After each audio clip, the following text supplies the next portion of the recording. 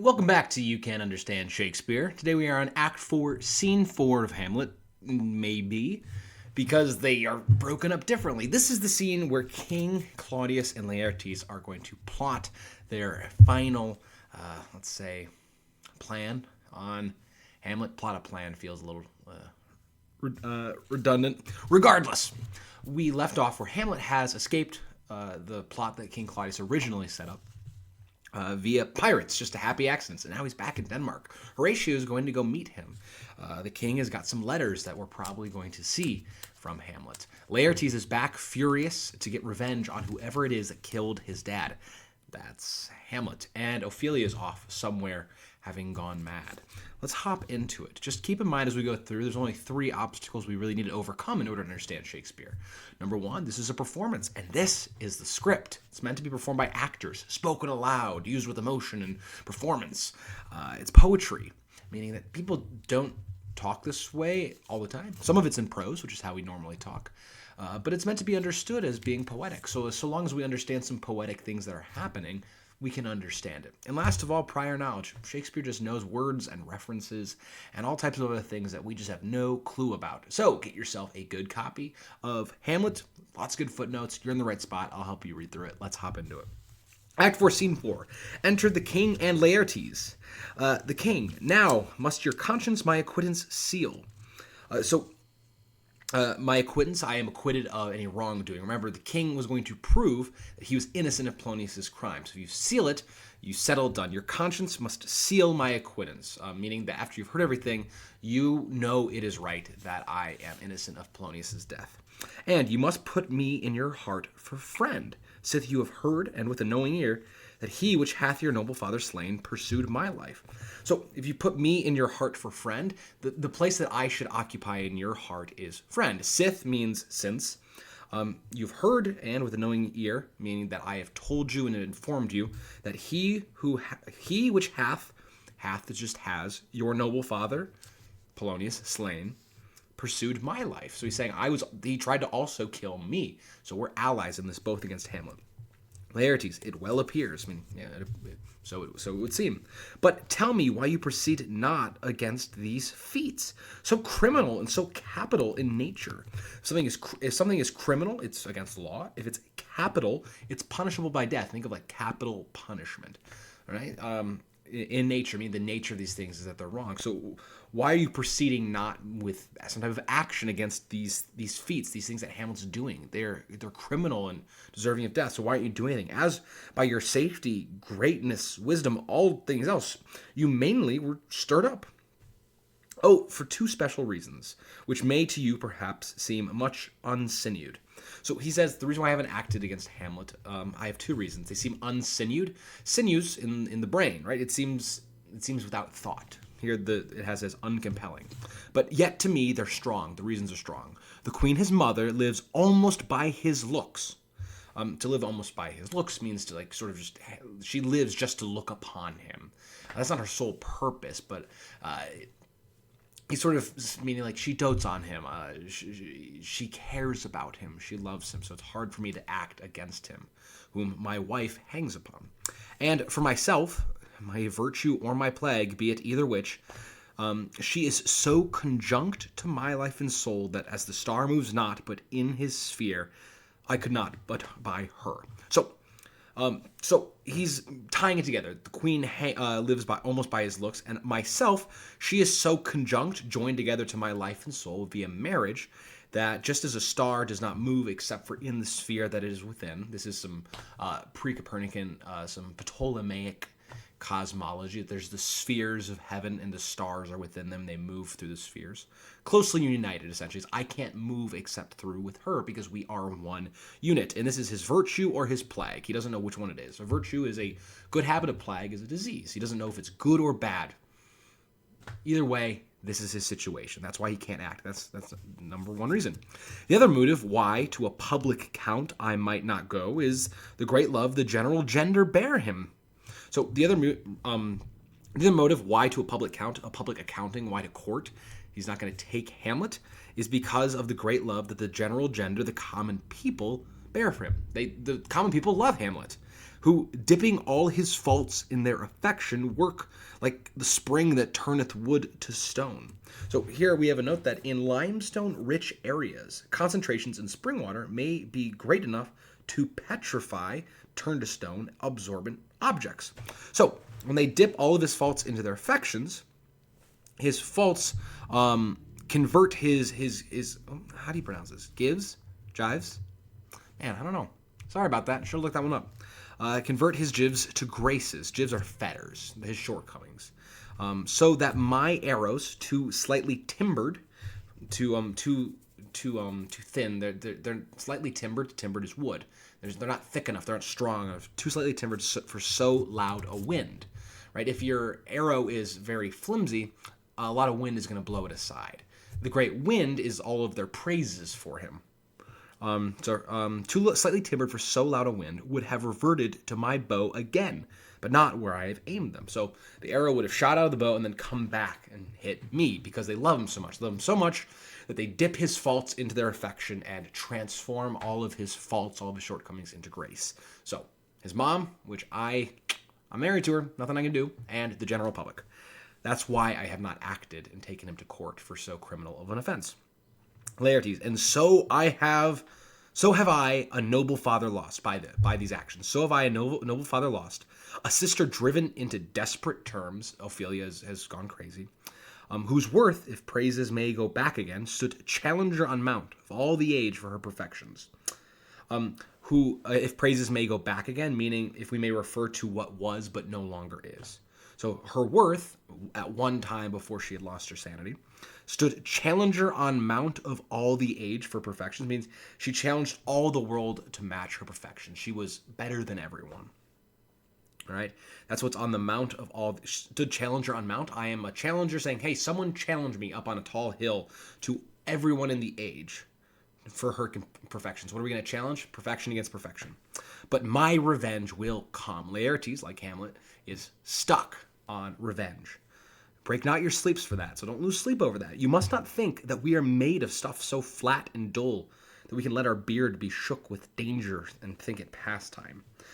Meaning that I can allow anyone to endanger me with contemptuous behavior. You shortly shall hear more. I loved your father, and we love ourselves, and that, I hope, will teach you to imagine. So, I love your father, we love ourselves, and I hope that this is going to teach you to think on he gets cut off by a messenger with letters. These are the letters from last scene. Hamlet has written letters to Horatio and to Claudius. How now, what news? Letters, my lord, from Hamlet. These to your majesty, this to the queen. From Hamlet? Who brought them? He's confused. Hamlet should be on his way to England to be killed, as expressed by King Claudius. Sailors, my lord, they say, I saw them not, they were given me by Claudio, he received them, he received them of him that brought them. Laertes, you shall hear them. And then he says to the messenger, leave us. Exit messenger. He reads, high and mighty. This would be an address to the king, your majesty, high and mighty. You shall know I am set naked on your kingdom. I am set destitute on your kingdom. Tomorrow shall I beg leave to see your kingly eyes, when I shall, first, asking you pardon, thereunto recount the occasion of my sudden return. So I shall beg leave to see your kingly eyes, and ask that you may meet with me. And first I will ask your pardon, your permission, thereunto, upon that moment, to recount, to tell you the occasion of my sudden return, to tell you why I've come back so unannounced. What should this mean? Are all the rest come back, or is it some abuse and no such thing? So Hamlet's back. Is the rest of the crew back with him? Is this a trick? He doesn't know what it means. He says, and Laertes says, know you the hand? Know you the handwriting? It says to Hamlet's characters. Hamlet's handwriting. He was naked. And in a postscript here, he says alone, meaning that Hamlet wants to meet up alone. He says, P.S. alone, where he's going to recount him the tale. Can you devise me? Can you direct me? I am lost in him, my lord, but let him come. And maybe we can read between the lines. Last we saw Hamlet, he devised to get to his revenge, much like Laertes. Now he says, my king, I am back. Please meet with me alone so I can tell you about why I'm back. Sounds like he's trying to enact a plan. Laertes is lost in it, and so is the king. Laertes continues. After let him come, it says, it warms the very sickness in my heart that I live, and tell him to his teeth, thus didst thou. Which means, this which I do now to you, you did to my father. It warms the sickness in my heart. The sickness in my heart is my revenge. It warms my heart that I live, and I can tell him to his teeth, thus didst thou. I'm doing exactly, you're getting your due. Exactly what you did, I'm doing now to you. If it be so, Laertes, as how should it be so, how otherwise? How could Hamlet by returning? And yet how else could he have sent this letter? Will you be ruled by me, meaning will you listen to what I tell you to do? Aye, my lord, yes. So you will not o'errule me to a peace, provided that you do not o'errule me, meaning overrule me, to a peace, meaning I will obey whatever you mean, so long as you do not overcome my desire for vengeance and order me to peace. To thine own peace, meaning I'm going to order you to do the thing that gives you peace, get your revenge. If he be now returned as checking at his voyage, and that he means no more to undertake it, I will work him to an exploit, now ripe in my device. So, if he be now returned as checking at, meaning as one who's been diverted from, checking at is a term in falconry. So unless you're familiar with falconry, you wouldn't know that. So, if he's now returned, diverted from his voyage, and that he means no more to undertake it, and his intentions are he's not going to undertake his voyage anymore, I will work him. I will work him to an exploit. I'm going to get him to something that is now ripe in my device, in my planning. I have a plan for him, and I'm going to manipulate him, under the which he shall not choose but fall. And for his death no wind of blame shall breathe, but even his mother shall uncharge the practice and call it accident. So I have a plan on which he will fall, and no wind of blame, wind is like no words of blame, will breathe, and so that even his mother shall uncharge, shall not accuse the practice, the means by which we've killed him, and call it accident, meaning that everyone is going to think that this was an accident, that there was no ill will, even though it's our plan. And Laertes like this. He says, my lord, I will be ruled, the rather if you could devise it so that I might be the organ. The organ there is the agent. I will definitely be ruled by you. I will obey you if this plan has me be the one that kill him. It falls right, meaning that this is right and just, that you are the one to do it. You have been talked of since your travel much. So a lot of people have been talking about you. Remember, they even wanted to crown Laertes king. We saw that not too long ago. And that in Hamlet's hearing, for a quality wherein they say you shine. So Hamlet has overheard that you shine. Your sum of parts did not together pluck such envy from him as did that one. And that, in my regard, of the unworthiest siege. So your sum of parts, we're made up of a ton of different parts, all of which of Laertes are praised. He said that all of them together did not pluck such envy from him as did that one. And Laertes is going to ask, what part is that, my lord? So if you're a little confused, he says, there's only one thing in Hamlet that he envies from you, more than all the rest of you put together. And he says, and that is of the unworthiest siege, the lowest rank. What is he envious of? A very ribbon in the cap of youth. Yes, needful too. For youth no less becomes, meaning is suited by, the light and careless livery, the clothing that it wears, than settled age his sables and his weeds importing health and graveness. Meaning that it is fitting of youth. Youth wears light and careless clothes, and it becomes them just like how the old wear rich gowns trimmed with sable, with garments, those are the weeds, signifying concern for prosperity and dignity. So 2 months since here was a gentleman of Normandy, I have seen myself, and served against the French. And they can well on horseback, meaning that they do well on horseback. But this gallant had witchcraft in it, this gentleman from Normandy. He's telling a story here. He grew unto his seat, and to such wondrous doing brought his horse, as had he been encorpsed and demi-natured with the brave beast, as if he was a centaur, if he was demi-natured, right? As if he was half his horse, half human. That's how much control he had over his horse. He said, so far he surpassed, methought, that I in forgery of shapes and tricks came short of what he did. That I in my very imagination is forgery because you invent images, of figures in skillful feats of horsemanship. And Laertes asked, a Norman, was it? And the king says, a Norman. Laertes says, upon my life, Lamord, the very same. I know him well. So Lamord is the name of this Norman. He says, he is the brooch indeed and gem of all the nation. You think of a brooch is a type of ornamentation, some jewelry. So if he's the brooch and gem of the nation, meaning he is better than all the rest. the king says he made confession of you, a testimonial. Confession isn't just where you reveal a secret, but it's also where you state something. If you confess something, it's something you're telling a statement that is true. So this Lamord, this Norman, this better than everyone at horseback riding, he made a statement about Laertes and gave you such a masterly report. So he spoke really highly of him for art and exercise in your defense and for your rapier most especial. So meaning that he said that of Laertes, his rapier, his fencing sword, was most special. That he cried out, "'Twould be a slight indeed if one could match you." The scrimmers of their nation, the fencers, he swore had neither motion, guard, nor eye if you opposed them. Meaning that it seems like all the people in his nation, the fencers, who this is their skill, it's almost like they don't have any capability whatsoever if they come up against Laertes. So skilled is Laertes at fencing. Sir, this report of his did Hamlet so envenom with his envy that he could nothing do but wish and beg your sudden coming o'er to play with you. So apparently Hamlet heard this report from this Norman and was so envious that he's like, I need to fence Laertes right away. Now, out of this, and Laertes interrupts, "What out of this, my lord? Laertes, was your father dear to you? Or are you like the painting of a sorrow, a face without a heart?" So if you have a painting of someone who's sad, there's a face, but there's no heart. They don't have any actual emotion. Throughout this whole play, people are concerned with reality versus what's going on behind. Hamlet continuously talks about this. Think all the way back to the play where he says, gosh, this actor wept so much for Hecuba who doesn't exist. He was all face but no heart. And so now the king is actually going to use that to accuse against Laertes. Is all of your emotion, all of your love for your father, is that just an appearance, or is there a heart on there that actually feels the emotion? And Laertes says, "Why ask you this?" The king responds, "Not that I think you did not love your father," so I'm not saying that you didn't love your father, "but that I know love is begun by time, by the circumstances, and that I see in passages of proof time qualifies the spark and fire of it."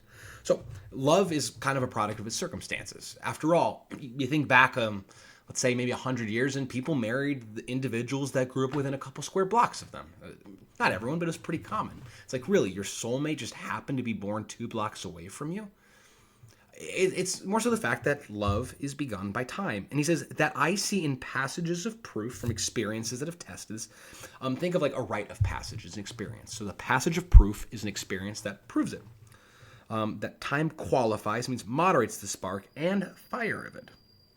So time also will take that spark that began and it's gonna qualify. It's gonna moderate both the spark and the fire. Love kind of tampers out over time. There lives within the very flame of love a kind of wick or snuff that will abate it. A snuff is a burned part of the wick.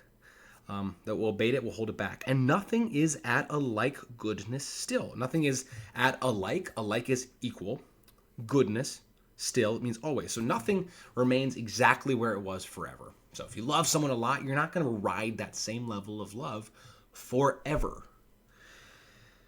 For goodness grows to a pleurisy, which means a chest inflammation, metaphorically like a fire in the heart. Right? So a goodness growing to a pleurisy dies in his own too much, overabundance. His too much is overabundance. Goodness that grows into like a heart inflammation dies of itself. That we should do when we would. For this would changes and hath abatements and delays, as many as there are tongues, are hands, are accidents, and that this should is like a spendthrift's sigh that hurts by easing. A sigh was thought to use up a drop of blood. So you go, you've burned a drop of blood. So let's finish this up, and then we'll see what this all means. But to the quick, the center of the ulcer, Hamlet comes back. What would you undertake to show yourself indeed your father's son more than in words? Okay, so here's the scene. He says, do you love your father? Do you actually love him? Context, Hamlet's coming back. What would you undertake? What would you do to prove that you love your father? In actions, not just words. And he spends this entire time saying, it's not that I don't think that you don't love your father, but love is begun by circumstance, and time will also abate love, right? And love, it does not remain at its level for forever. Goodness growing to a pleurisy, growing to an excess of humors, dies too much if you're too imbalanced, right? If you think of the four humors, they believe that there's phlegmatic, melancholy, sanguine, and choleric. And that if you had an overbalance, there'd be physical maladies, but also temperamental ones, right? So if that happens, there's too much of it, you would die. So too much goodness growing is a pleurisy. It dies in its own overabundance. That we should do when we would. For this would changes and hath abatements and delays as many as there are tongues. So what would we do? We should do that. And it should be done at the proper time. But that proper time changes. There's abatements. There's things that delay it. And there, as many times as there are tongues, hands, accidents. So therefore, when we say that something should happen, it's like a sigh. We go, we should do this. We've expounded. We should do this, but we're burning something. Just like how the sigh is thought to use up a drop of blood. So we say all of that. We should be doing something, but we're getting delayed.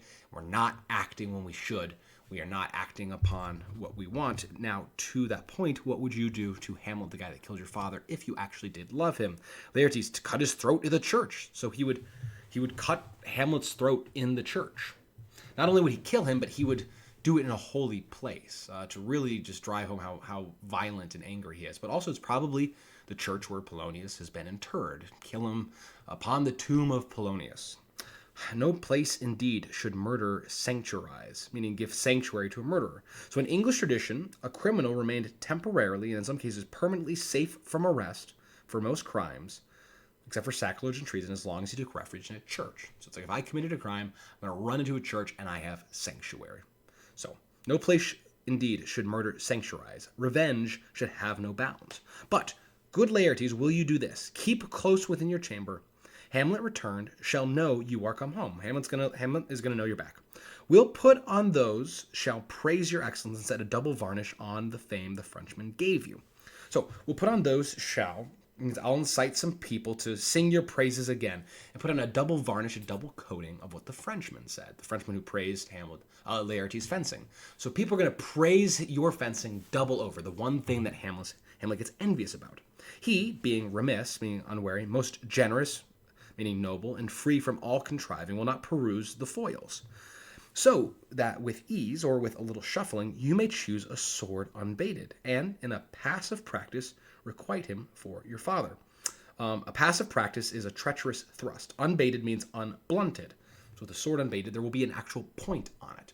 If you were to get stabbed with a fencing point, it's blunt. It's not going to actually pierce you, but we're going to shuffle around the foils. A foil is a sword, a fencing sword. So we're going to shuffle these around that while you're fencing, you can prick him with an unbaited sword and requite him for your father. Laertes says, I will do it. And for purpose, I'll anoint my sword. Anointing is where you pour out oil upon something. I'll anoint my sword. I bought an unction of a mountebank.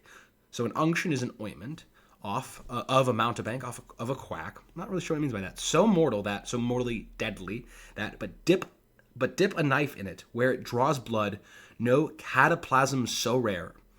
Collected from all simples that have virtue, from all simple herbs that have virtue, potency, under the moon can save the thing from death, but that is but scratched withal.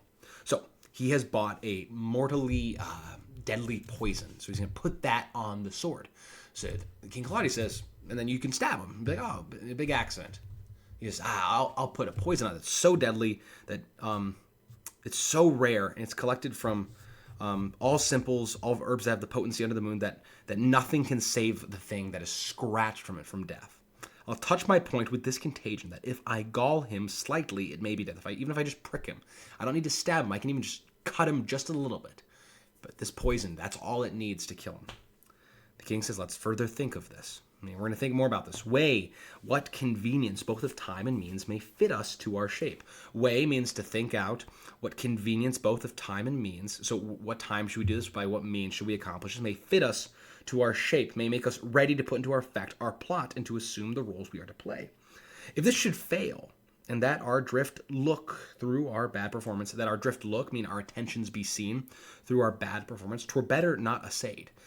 Essayed means like ventured into. So If this should fail and people can look at our bad intentions, it's better that no one can look into this. Therefore, this project should have a back or a second that might hold if this did blast and proof.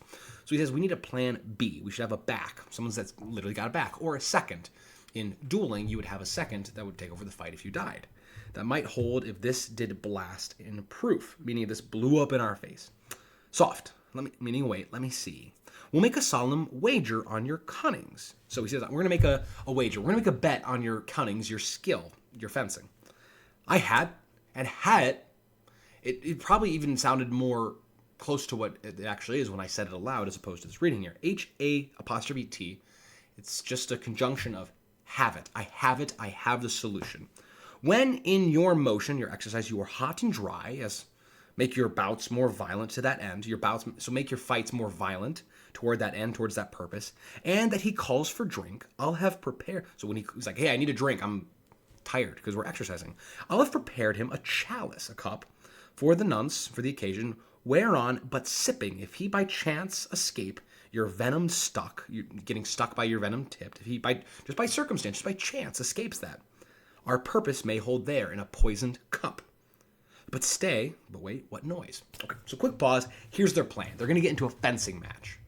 And at some point, Laertes is going to have a poison tip, and he's going to scratch Hamlet with it. And if for some reason that doesn't work, the king will just have a poison chalice. And says, cool, then we'll poison him with that. So they got a backup plan because they really, really, really want to kill Hamlet. What's their sin here, aside from obviously trying to commit murder? Pageantry, theatricality. I mean, if he's cool just poisoning his cup, why not just poison his cup? I don't know. The whole fencing thing, yeah, I guess that kind of makes sense. But if you're fighting, a guy gets scratched and then he dies, you might be like, hey, didn't he get stabbed? True, it's just a scratch, and that hardly seems mortal. But the point is, there's a lot of how to do, and perhaps it's kind of how out there this plan is. That means it's ultimately going to fail. Spoilers, by the way. It's been out for 400 years. You had time to read it. But we're doing this now. So that's their plan. Okay. And they're making this in the last the last scene of Act 4, which is going to take us into Scene 5, where all this is going to happen. So we're racing towards the ending. But we hear a noise. But wait, what noise? Enter Queen. The Queen says, one woe doth tread upon another's heels. So imagine woes, sorrows are walking. As one is walking, another treads upon its heels. It's so close behind the other that it's stepping on its heels. So there's a new sorrow. So fast they follow. So fast woes, one woe follows another. Your sister's drowned, Laertes. Ophelia has drowned. She is dead. We have another death in this tragedy. Body count so far, if you don't count King Hamlet because he died before the play started, we have what? Polonius and Ophelia. Already pretty high body count for not even being in Act 5. Drowned. Oh, where? There is a willow grows askant, meaning aslant the brook, that shows his hoary leaves. The willow leaf is gray-white, which means hoary. It's a color. On the underside, reflected from the water below. So the willow was an emblem of mourning and of forsaken love, which ties in with Ophelia, forsaken of love from Hamlet. She's in mourning. So she was at this willow tree that kind of sums up really what her whole deal was. In the glassy stream. It's a reflective stream of the brook. Therewith fantastic garlands did she make. Because remember, last we saw her, she was with all these flowers. So she made garlands of crowflowers, nettles, daisies, and long purples, which are early purple orchids. Crowflowers are several wildflowers. Regardless, she made these long garlands, decorations that liberal shepherds give a grosser name, meaning more indecent. Among the recorded names for the purple orchids are priest pintle, which is genitals, dogs cullions, which are the testicles, goats cullions, similar, and fools bullocks. So shepherds, who are, when they're more liberal, they're more free-spoken, because liberal means free. If they are free-spoken, they're going to be a little bit more gross, literally. So they call these purple orchids, which often have an association with male genitals, or testicles at least. So she's just saying by another name. She made these fantastic garlands. But our cold, chaste maids do dead men's fingers call them. So these purple, long purples, these early purple orchids, though the shepherds call them gross names, chaste maids call them dead men's fingers, which is kind of telling because she dies as she's sewing these garlands. Clambering to hang, an envious sliver broke. So, clambering to hang, it says that deserted lovers proverbially hung garlands on willows. So it seems like she climbed out on this willow tree to hang garlands on it as deserted lovers were wont to do. So it seems she was upset about Hamlet. An envious sliver broke. Sliver of like a twig. So she was out on this willow and a twig broke. When down her weedy trophies and herself fell in the weeping brook. So her weedy trophies, these are the garlands made up of flowers. And herself fell in the weeping brook, into the river, the brook. Her clothes spread wide and mermaid-like, awhile they bore her up, which time she chanted snatches of old lauds, hymns, as one incapable of her own distress. So she fell in and her clothes spread out and she looked like a mermaid. And for a while they kind of like floated and held her up. And while she did this, she was singing songs. She was unaware of her distress. She didn't know that she was in danger because she's not all there right now. Or like a creature native and endued unto that element. So she was singing as if she was a creature of the water, if she was natural in that element of water, as humans are, to kind of like living on the earth and in the air. But long it could not be, till that her garments, her clothes, heavy with their drink, they soaked up all the water they were in, pulled the poor wretch from her melodious lay, her melodious song, to muddy death. So she fell in the water while she was singing. Her clothes sucked it all up, and they got super heavy and pulled her down. Alas, then she is drowned. And the queen answers, drowned, drowned. Laertes, too much of water hast thou, poor Ophelia, and therefore I forbid my tears. So since she drowned in water, he says, you've already had too much water, so I forbid myself to cry and add more water to you. But yet it is our trick, meaning our character's way. Nature her custom holds. Let shame say what it will. He weeps. So he's a little poetic. I'm going to withhold my tears because you've already have enough water. But it's our trick. It's what humans do. We cry. Nature holds her custom, meaning human nature. What happens in nature? You cry when you're sad. Her custom holds. The customary way of nature holds. Let shame say what it will, and he cries. When these are gone, the woman will be out. When his tears are out, the womanly part of him. So he's a little sexist that crying, showing emotion and affection is womanly. He says, okay, once I'm done crying all my tears out, then I will be manly again. And if he's manly, he's going to be intent upon action and revenge. Adieu, goodbye, my lord. I have a speech of fire that fain would blaze, but that this folly drowns it. So he's a speech of fire. He's a fiery speech that fain gladly would blaze, burn, but that this folly, this emotion would drown it. So he has a fiery speech to give. He exits. The king says, let's follow, Gertrude, how much I had to do to calm his rage. I had to work really hard to calm him down. Now fear I, this will give it start again. I'm afraid he's going to get in his temper again. Therefore, let's follow. Okay. I'm not entirely sure if the speech of fire means he's going to give a fiery speech or he just has lots of screaming and shouting to do. Probably the latter. I don't really remember him giving a big old speech. Essentially, though, Laertes is full of emotion. First his father, now his sister, both. He thinks by Hamlet's hand he has reason to kill Hamlet. And they got their plan, and so we're going to see it all come together as Hamlet has returned to Denmark. And we will see in the next scene the famous skull. So make sure you come check us out in that one so we can go through it together. Thanks so much for listening, and we'll see you in the graveyard.